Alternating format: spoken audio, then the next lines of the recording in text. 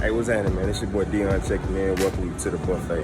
One thing about it, two things for sure, you're going to get good conversation and good motivation. Let me ask you a question real quick, because I think it's directly associated with what we're talking about right now. When we think about women, and the majority of the time, what women in a relationship want from a man or whatever, can we all agree that security is one of those things? But if that's not number one, it's definitely top two. So security can mean a lot of different things: financial security, spiritual security, like physical security, and all these different type of things. So while you're sitting here talking, Jay, I'm thinking majority of the time, even however it comes off, you know what I'm saying? However it comes off, it might just be that thing I want to feel secure in this relationship. This man is supposed to provide security. So it could possibly be, one of those things, even if that's not what she thinks that she's doing, or she inadvertently, she don't even think that, I want to be secure. I want to feel secure. Maybe it's just these tests is like, okay, will he do this for me? Will he do this for me? Because I need to feel secure in this relationship.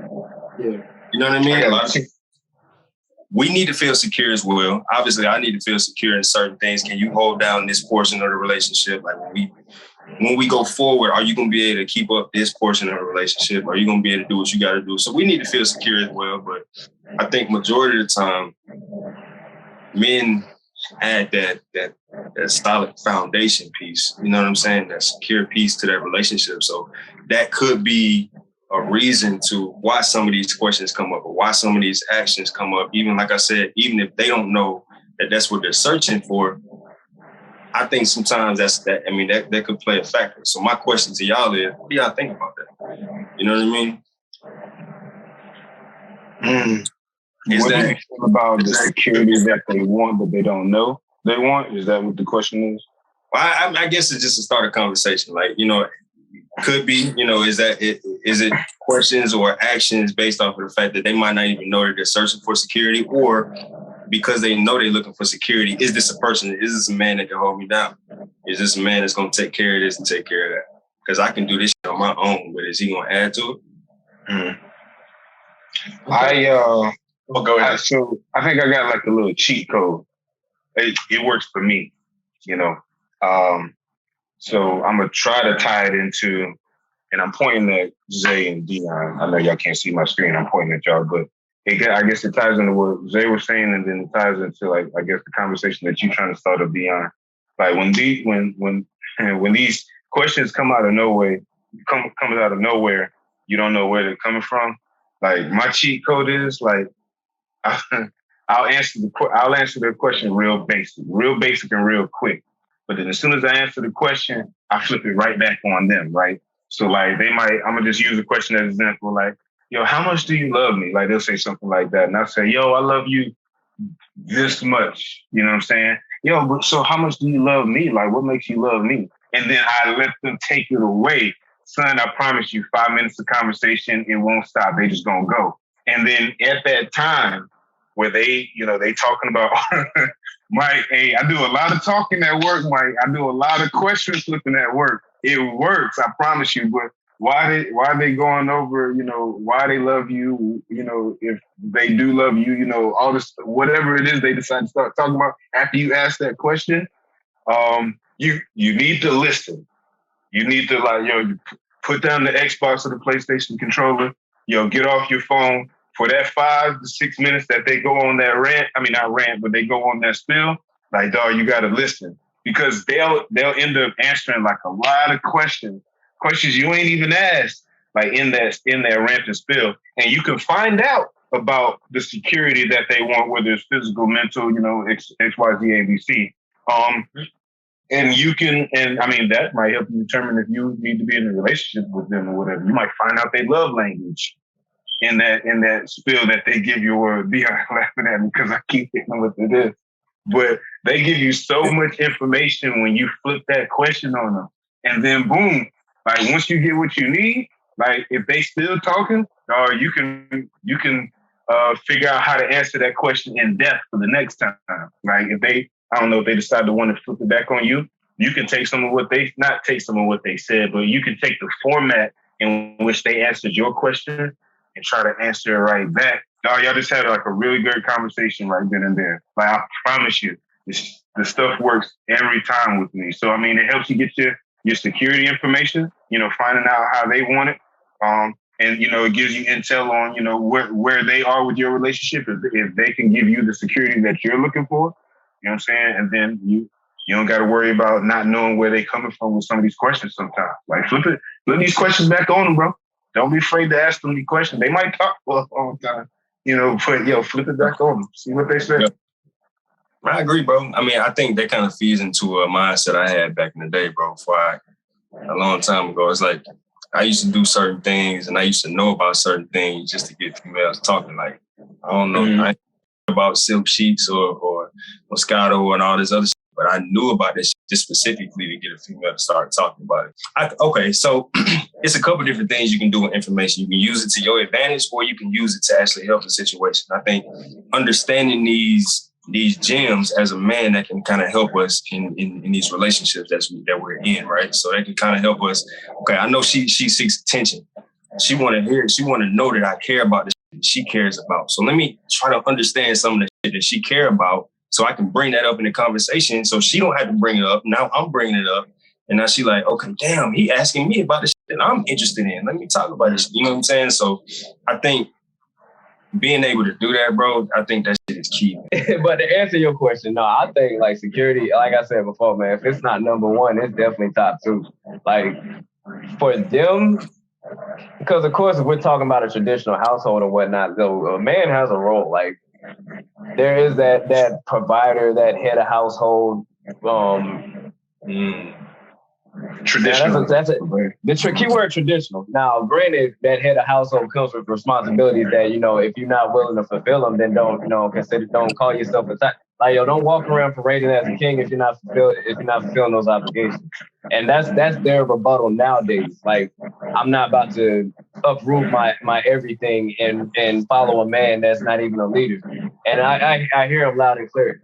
But it's also on us men to keep each other accountable and be like, look, we got to move better. We got to move better as kings and things like that. But yes, security is key. And also, I will say it's 50-50. Like some know for sure, like going into it, like, yes, this is legit, part of the foundation, part of building our foundation. This has to be there. Others figure it out along the way. Like, you know what? I've never experienced this before. This is kind of cool. Or they run into a guy that can't provide it, but somebody else did in the past, and it's like something feels missing. Like I feel like one of our pillars ain't there. Like the foundation is off. So it comes with the experience of the person. If I'm being 1,000% real, some know what it is up front. Some don't know it until it's either missing or they finally found it for the first time. I think you hit on something. I don't want to take this conversation in a different path, man. But I think you kind of hit on something. You start talking about a man has a role in a relationship or a role in a household.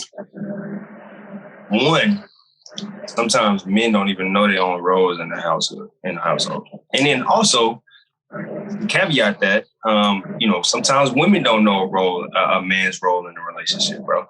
Like I speak from experience because I've been in relationships, and I'm pretty sure some of you all have as well, where women don't know how to treat a man. Women don't know what a king is because they haven't had that example in their lives, or whatever the case may be.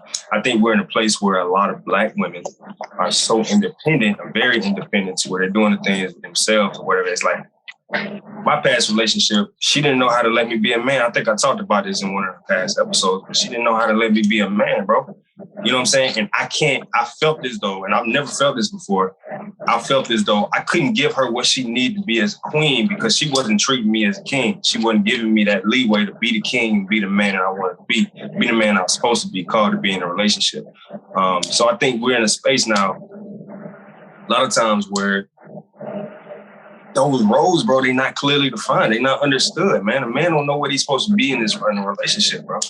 You know what I'm saying? He doesn't know that he's supposed to be that solid foundation. He doesn't know he's supposed to be whatever the case may be. But in that household, like, I get my inspiration from God, man. You know what I'm saying? And I rule my household under that inspiration, right? And that's the level, and that's how things are supposed to be, I believe.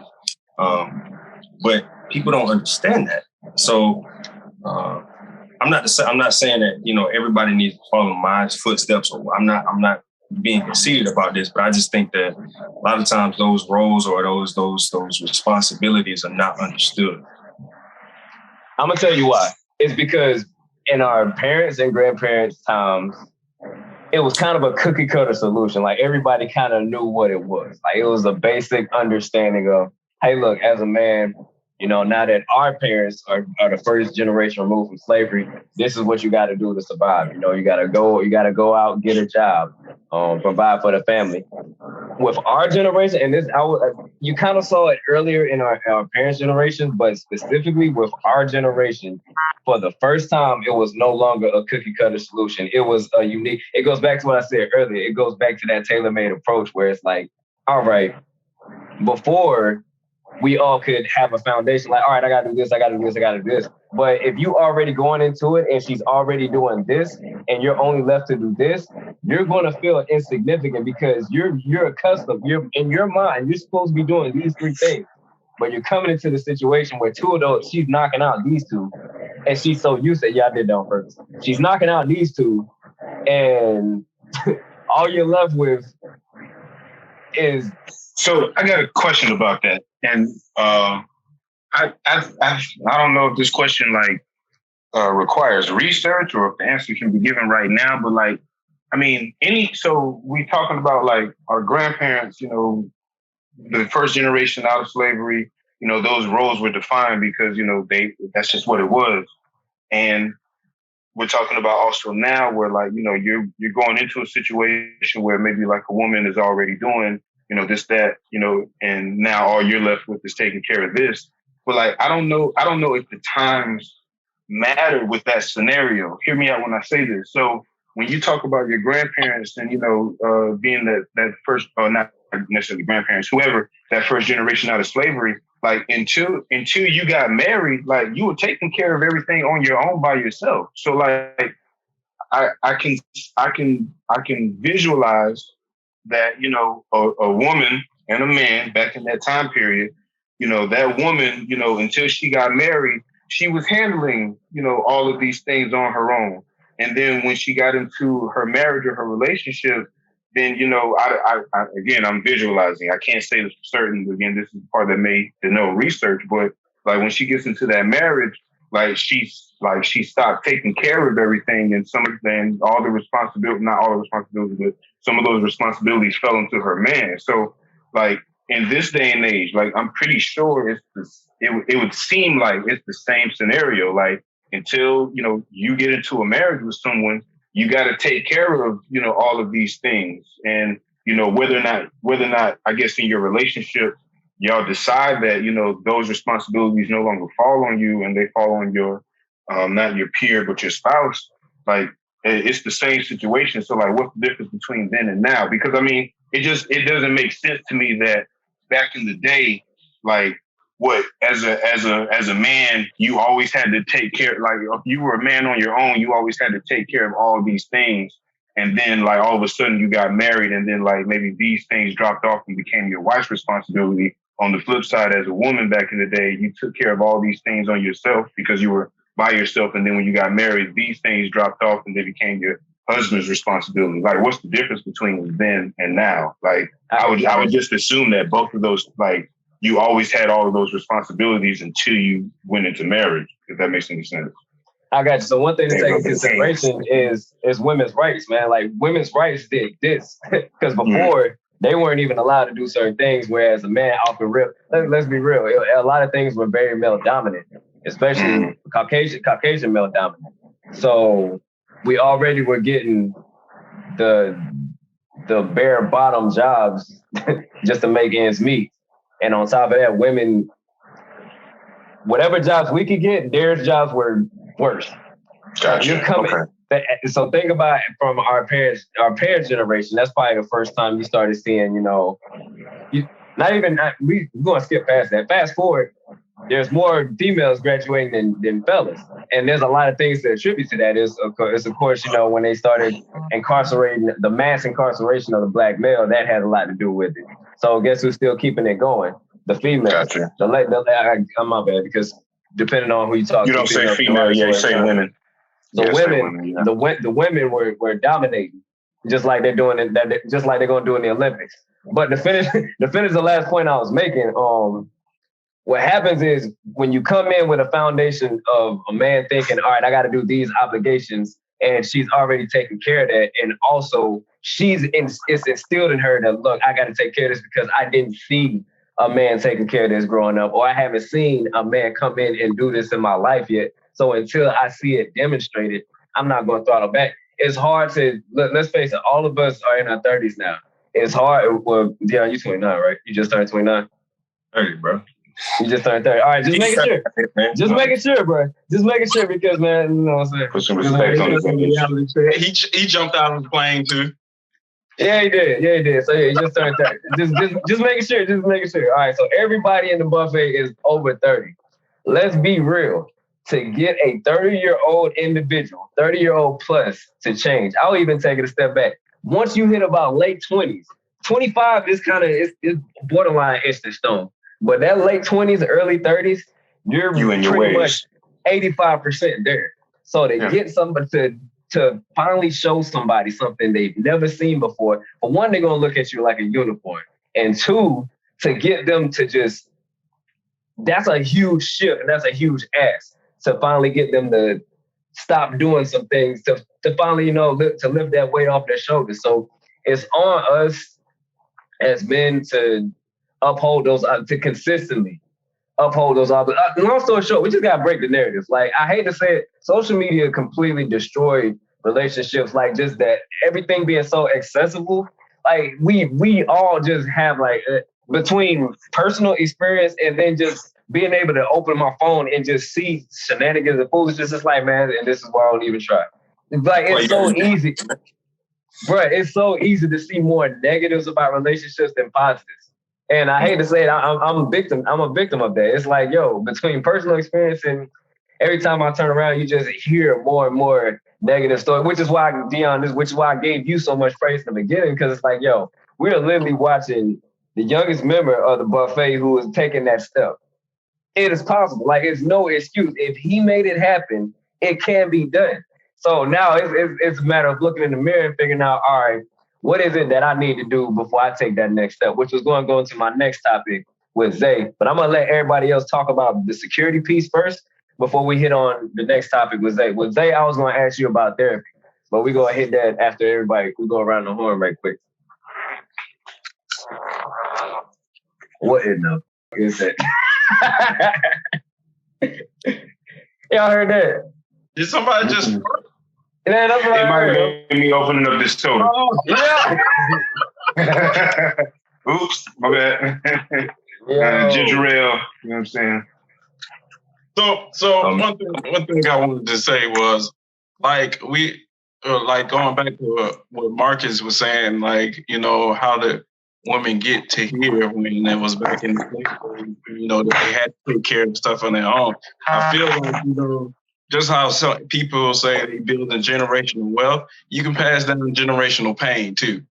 And I'm gonna say this because of this, because how many times have you seen a single Black woman with kids and they're girls or with a girl, and they was like, well, I ain't never had a man to take care of me, so I'm gonna make sure my daughter go and get her own thing so she won't have to depend on the man. You bring a generational pain from what BS guy did for you to your daughter now. And now you're raising your daughter off that platform. And now when your daughter go out here and try to find something good, she either can't define that because the dad is not in her life, or she's saying like, or she looking at you like that unicorn because she don't understand that you are a good guy. And I feel like, sometimes we forget to teach the latter route of everything that we put negative into. Like if you're raising your daughter to say, don't depend on a man, don't do this. But if you go back and say, unless he does this, you should be like, be more open to him and be more appreciative of what he's doing. And, that's sometimes I feel like we need to understand we got to be careful about what we're passing down. You can't just pass down all positive. Some stuff you can pass down negative. It might be unintentionally, but you know, you got to be careful in what you say, because kids pay attention to everything, even at a younger, like at the age of 1 or 2. You know, you just have to be careful about what you're passing down. And, you know, it's not her fault at that end of the day either. So she's going to take some time to break those habits of letting a man come into her life and change and help change and mold and grow with him sometimes, because of all that things that, you know, her single mom did to build her up to this level. And, you know, and I think it just boiled down to, I don't want to say men are always the problem, but sometimes, you know, we have to deal with the issues. You know, there was a dad that was out there that just left the kid and the mom by themselves, and they got to deal with everything at that point. So, of course, she's going to say, don't depend on the man and go get your degree. She's not wrong for doing that. But at the same time, we also have to pass down to children that, you know, there's a positive, good things about this man or this woman that you need to be looking out for. You know, that you just can't give all the negative without the positive. But there, if you say all these things about a negative man and don't have a but, there are good men out there, I feel like you're in the wrong and you're just being negative and petty at that point. But we all gotta, because I try to look at the foundation of things. Where all this stuff is coming from. You know, and a lot of people, you know, we got people that's on the biggest platform. We got women that are on the biggest platform out there, passing down pain, preaching off of pain, talking about pain. You know, I have seen where, you know, women are being taught, if he don't treat you like a ruby, then you can't be doing this. But you also got to show your worth. You also got to show why this man got to put in all this work to understand. And sometimes it's not even the physical. You know, yeah, we know you being fine got us looking, but what are those internal things that's gonna keep us? And that's what a lot of people they don't want to nowadays. And since we are all about social media, I feel like that like button is like one of the most positive and negative things at the same time, because it teaches us to make sure that we look great on the outside, but because you can't understand what's going on in the inside through a picture, you cannot. and it boils down to that, like, yeah, you look good. I can like this picture all day, but until I get to know you intellectually, I mean, I can't say that you're beautiful until I get to know the inside and out. And I feel like that's sometimes that we just have to understand. I will say this though, before I give my next topic about the security, how would y'all, would it be safe to say, and y'all could chime in on this, would it be safe to say men look for emotional security and women look for security and how they're being taken care of?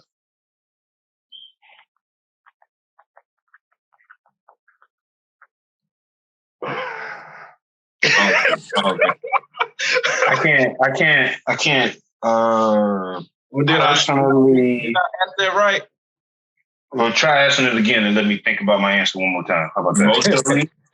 Are you asking if men are looking for emotional support and security and all that? Yeah, I think that's what I think. When we, I don't think so. You don't think so? I don't think that's 100% what that is. I think, you know, I'm gonna put it like this, because as a black man, I'm trained to turn my emotions off, first of all. But that's not to say that's who I am now, because, you know, I think part of evolution and part of growth as a person is you have to be able to self-reflect and, you know, have a certain level of confidence within yourself. So I don't look for validity within. I think at this point we have all surpassed that status quo of, you know, you have to turn your emotions off. You can't cry, all this different type of stuff. I think we're past that point. So I think now I'm not looking for emotional support. Now, I would love to hear the fact that, you know what I'm saying, I mean, I like to hear certain things from my lady, but that's not what I'm searching for. What I'm searching for at this point is I need to be sure that you're going to be able to hold down the fort. I don't need to be the only person that's contributing to this. I don't need to, every time we go out, bro, I don't want to have to spend my money. You know what I mean? Like, if you're not willing to, go half and half on this, or if you're not willing to, or if we get into, I'm more concerned about your consciousness and how you make certain decisions going forward. I know that I'm going to make solid decisions as far as forwarding our relationship and putting us in good positions. Are you going to be able to do the same thing? Or are you going to be frivolous with your money or frivolous with the decision that you made just because of the fact that you know that I'm going to take care of home? I'm looking for that peace of mind. You know what I'm saying? That you're going to make solid decisions.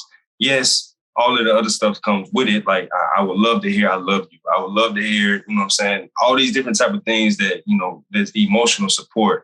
But I want to make sure that you're going to make solid decisions for our family going forward. Because I think as a man, we're taught to be that solid foundation.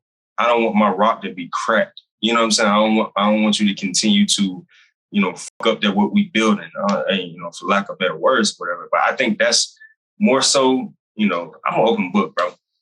Personally, that's what I'm searching for. And I want to make sure that, my partner is able to give that. And my partner is able to add that to the relationship. So I don't think it's so much emotional, because I think at a certain point we built that. And I think through communication, she understands how I like to receive love. But are you going to be able to provide at the same time? You know what I mean? Are you going to be able to make solid decisions, put us in good positions? And so I can be clear on the question. Can we maybe provide some examples of the emotional support we may think that sometimes men are looking for? Just so I'm clear on the question. I got you. So it's like, how most guys, I'll say this. I genuinely feel like most guys don't open up to women because they feel like the women just going to take whatever those vulnerabilities and flip it on them later on in the future. So providing that safe space to be like, hey, if I come to you, if I'm completely vulnerable to you, are you going to use that against me? When I wake up the next day, are you going to be gone with my money and children? It's more, matter of fact, I'll go ahead and answer the question. I don't think it's just emotional security. I think I'll call it companionship security. I need to know that I'm not in this alone, because let's be real. All of us on this call, all of us that's affiliated with this podcast, we've lived life and done things on our own. We've made it this far on our own. So what is it that you're going to bring to the table that makes us as a unit better? I should see 6 units that improve that's better than the 6 people that started this podcast.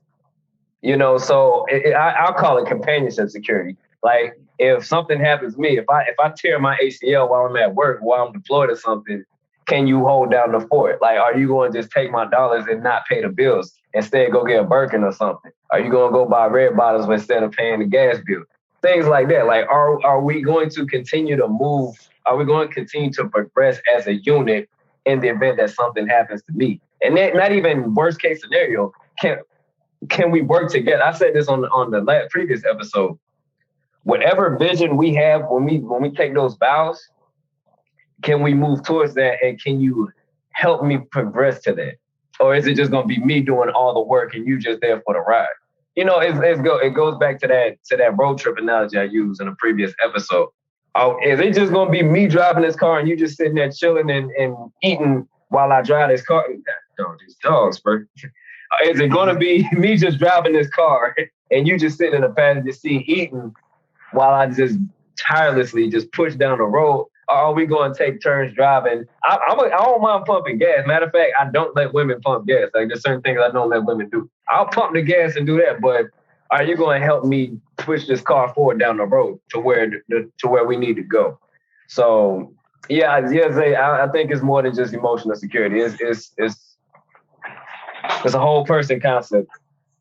So, in my opinion, and this is my personal preference. I'm going to drive the car throughout the whole road trip in my relationship, but I need my woman to stay awake too. I don't know if that means anything to y'all. Like, I had a little deeper meaning behind that.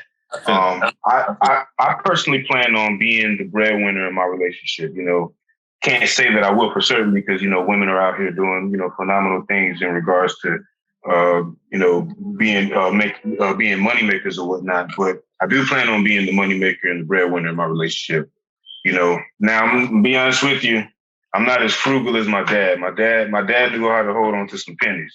So I think what I would appreciate is my woman being that I had a homie at my last back in Greensboro.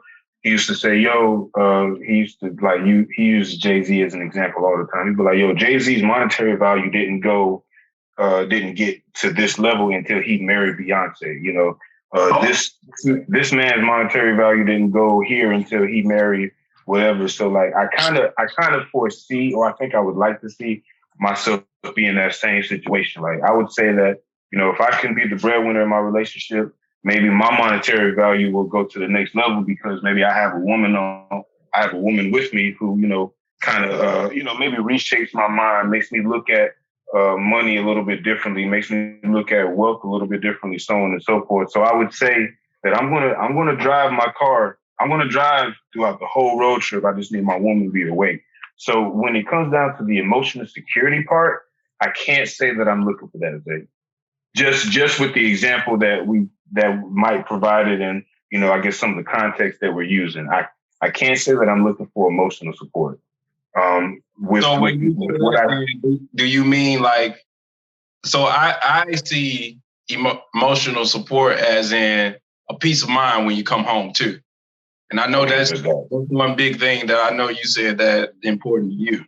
Yeah, no, there's that. There's definitely that. So I mean, if that's a part of that, if that's a part of the emotional support you're talking about, then yes, I'm looking for that for sure. I think we all are. I mean, I don't want to go out there and fight the world, bro, and come back to some bullshit. I want to be able to go fight the world, man. You realize that I ain't had a hard day, and, you know, I already had dinner prepared or something like that, man. But I think that role right there, what I just explained, is not enough to just one gender role. You know what I'm saying? Because at the same time, I think that when she had a long day, because I know she's gonna be out here fighting at the same time, because I can't be with nobody that's gonna be sitting on that. You know what I'm saying? While she out here fighting at the same time, it's like, bro, when she come home, I hadn't already known that she didn't have a fucked up day.